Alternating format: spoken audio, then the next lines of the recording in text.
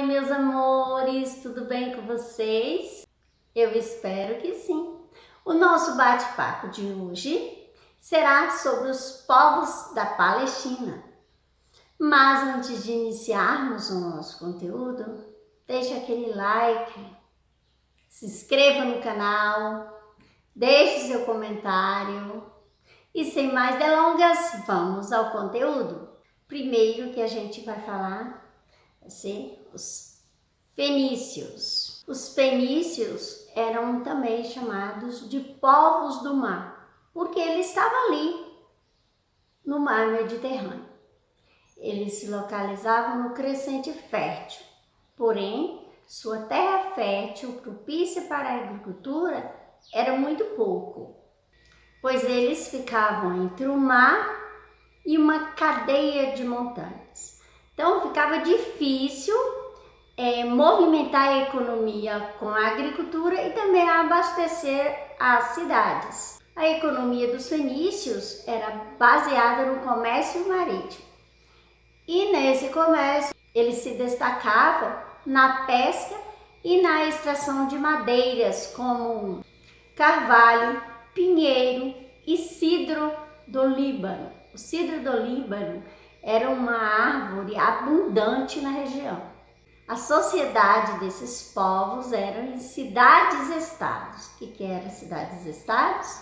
Eram cidades que tinham sua própria administração. Eram cidades independentes, uma das outras, mas compartilhavam a mesma crença. Eram politeístas. Adoravam basicamente os mesmos deuses. Cada cidade era administrada por um rei. E esse rei era escolhido no Conselho de Anciões. Esse Conselho de Anciões era formado pelos homens mais velhos e os homens mais ricos das cidades. Era uma monarquia e hereditária. Aí esse governo hereditário durou muito tempo. Aí chegou um determinado período em que o conselho decidiu que o governo iria ser por tempo determinado. A partir de então, esse governo não seria mais o governo hereditário. Porém, esse governo iria continuar sendo escolhido pelos anciões. Na agricultura, a professora, você disse que não tinha agricultura, tinha o comércio marítimo. Sim, a economia era baseada no comércio marítimo. Porém, havia a agricultura de subsistência, ou seja, para o próprio consumo, abastecer a região local.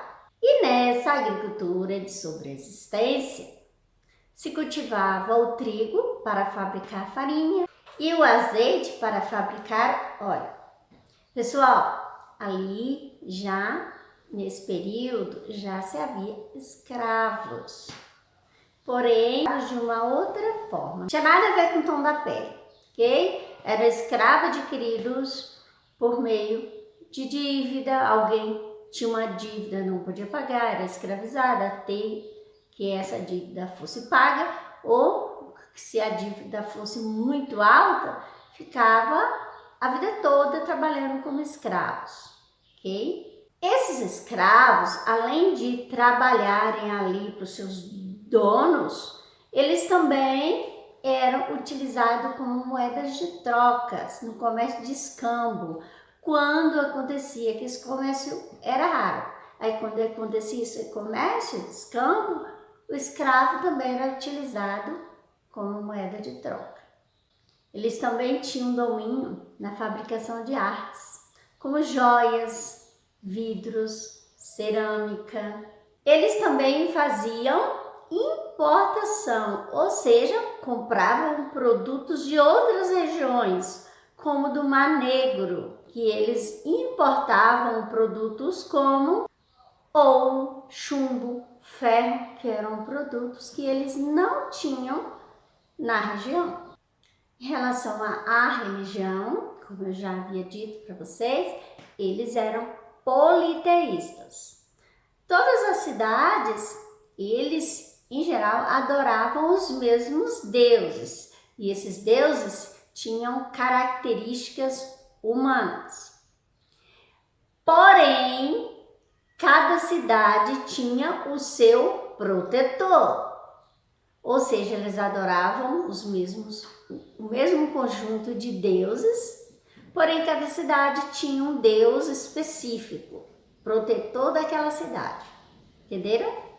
Eles acreditavam em vida após a morte e mumificavam os corpos, ou seja, os corpos da elite. Os menos favorecidos, assim dizendo, não tinham esse privilégio de terem seus corpos mumificados. Isso era privilégio da elite, do rei e dos seus descendentes, assim como os egípcios.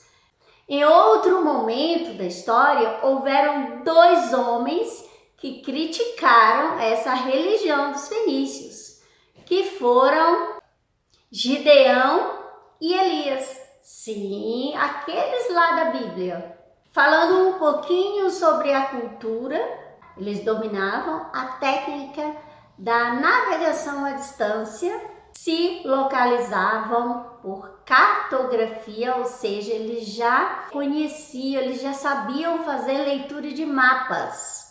Foram eles que influenciaram as outras pessoas a navegação.